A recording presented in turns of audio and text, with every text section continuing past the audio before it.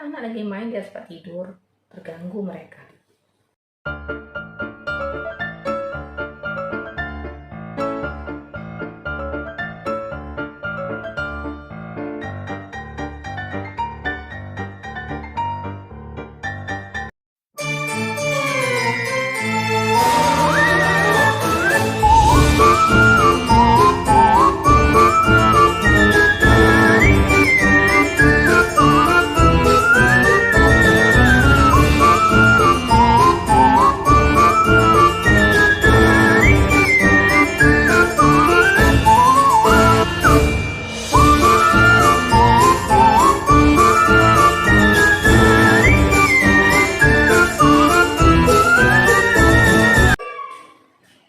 Pintunya dibuka aja ya, biasanya tuh anak-anak di bawah nungguin.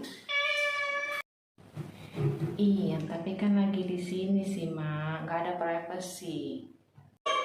Apa? Nggak mau diganggu? Sana ke hutan.